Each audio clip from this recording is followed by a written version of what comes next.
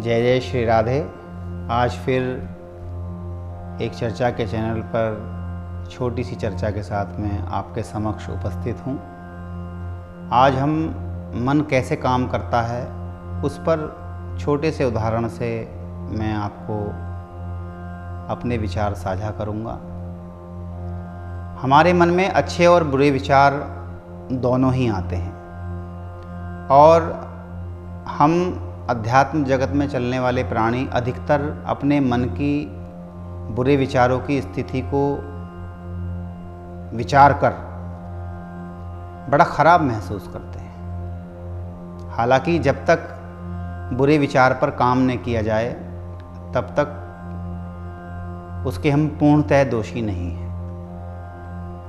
जैसे आजकल मोबाइल का ज़माना है और मोबाइल सिम कार्ड पर चलता है। मोबाइल के सिम कार्ड में जो सिग्नल आते हैं वो हमारे घर के या गांव के या शहर में जितने भी बड़े बड़े टावर लगे रहते हैं उसके सिग्नल उससे कनेक्ट होते हैं। जो भी मोबाइल में सिग्नल आएंगे वो उस टावर द्वारा आते हैं। ऐसे ही हमारे शरीर में मन है, वो भी बाहर सामूहिक विचारों के टावर के द्वारा संचालित रहता है और उसमें अच्छे बुरे विचारों का आदान प्रदान रहता है।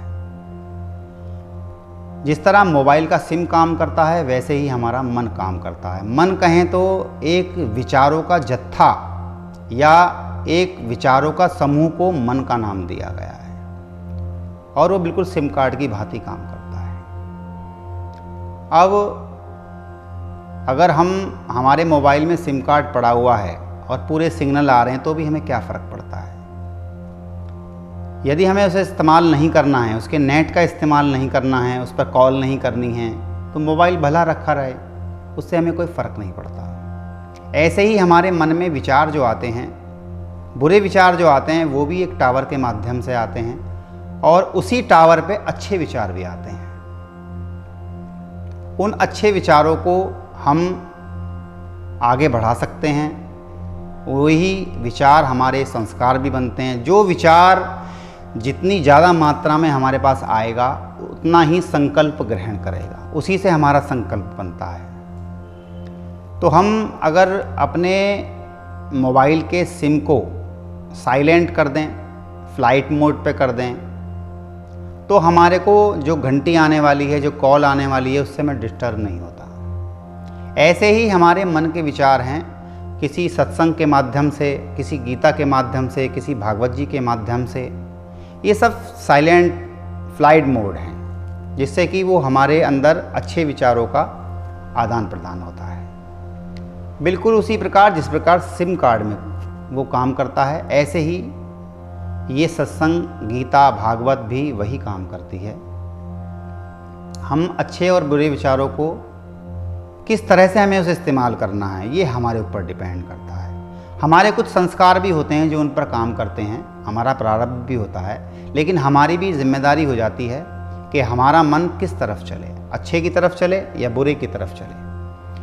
अच्छा जो टावर हमारे जो विचार आ रहे हैं वो हमें एक सत्संग में ले जा सकते हैं, कथा में ले जा सकते हैं, कीर्तन में ले जा सकते हैं, और जितने भी हमारे बुरे विचार आ रहे हैं वो हमें अश्लील पिक्चर दिखा सकते हैं, हमें रोड मास्टरी करा सकते हैं, हमें क्लब ले जा सकते हैं, शराब पिला सकते हैं, आदि आदि बहुत सारी बातें होती हैं।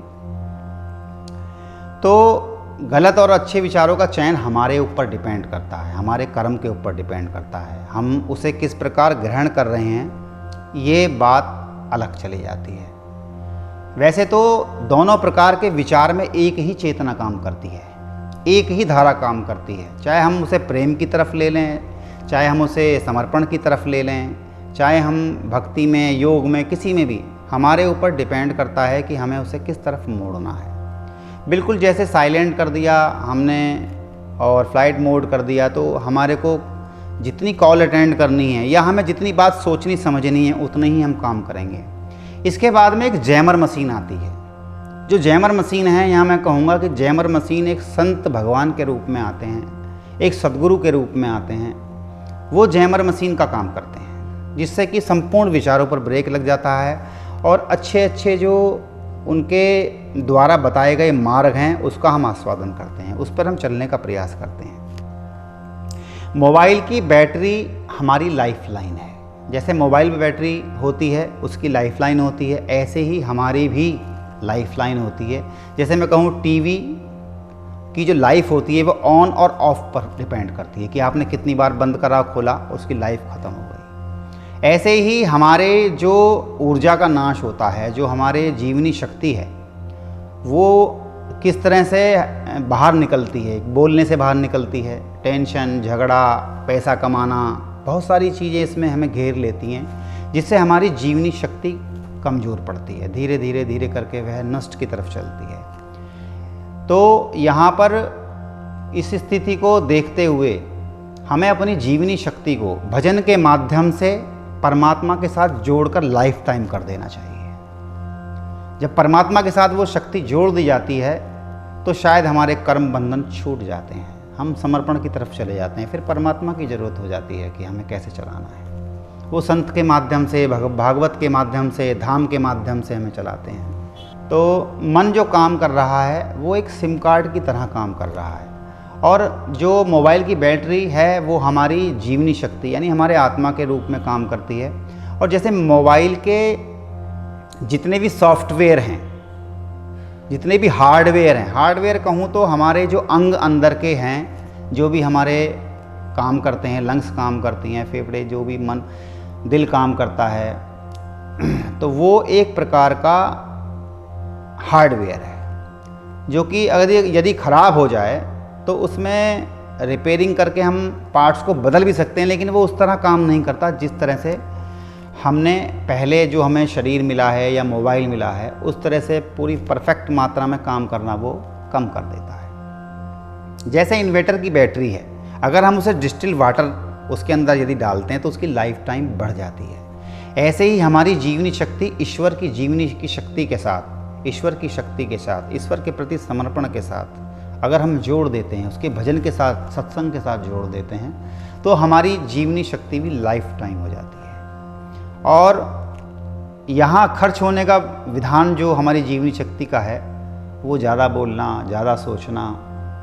हम जितना मौन रहेंगे उतना ही हमारे मन को विश्राम होगा, मन को विचारों का आहार नहीं मिलेगा, इसलिए मन मार के सत्संग में लगेगा, अच्छे काम में लगेगा, दान में लगेगा। इसी तरह से हमें मौन रहना भी आवश्यक होता है, हमारी इच्छाओं का भी मौन आवश्यक होता है, और विचारों का मौन भी होना बहुत आवश्यक है। उसी पे मन काम का, मन का सीधा सा भोजन विचार होते हैं। विचारों को हमने जैसे भी रोकना है तो साइलेंट मोड पे काम कर सकते हैं, फ्लाइट पे कर सकते हैं, या फिर हम जैमर मशीन लगा सकते हैं। किसी संत भगवान का अपने जीवन में प्रवेश होते ही हम उसके आगे समर्पण कर दें। और मन पे जो फ़र्क पड़ता है वह भोजन और संग का बाहरी प्रभाव पड़ता है।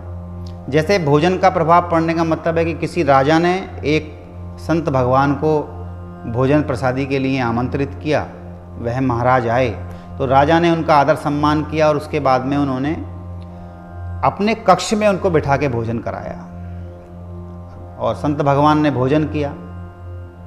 भोजन करने के बाद उनके हाथ पांव धुलाए और आराम से गद्दी पर बिठाया।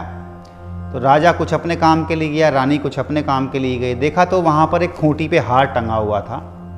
उन महाराज के मन में ये आई कि मैं ये हार को चुरा लूँ, और उन्होंने उस हार को चुराया और चुरा करके अपने थैले में रखा और अपनी कुटिया पे चल दी। जब वहाँ से वो संत भगवान चले गए तो उसके बाद में रानी अपने कक्ष में आई, राजा आया तो देखा कि रानी ने मेरा हार खूंटी पे से गायब हो गया है। रानी ने राजा को कहा कि राजन, मेरा हार यहाँ टंगा हुआ था और इस कक्ष में उन संत भगवान के अलावा कोई प्रवेश नहीं किया, हो ना हो वो हार वो संत भगवान ले गए। राजा बोला, भूले से भी अपनी जुबान पर ये बात मत लाना कि राजा के कक्ष से एक महात्मा ने हार की चोरी की है। बहुत दिन हुए, 10-15 दिन बीत जाने के बाद में वो महात्मा अपने हाथ में हार लेकर के ऐसे उंगली की तरह घुमाते हुए पूरे बाजार में, पूरे प्रजा के सामने, मैंने हार चुराया, मैंने हार चुराया, मैंने हार चुराया कहते हुए राजा के राजमहल में प्रवेश किया।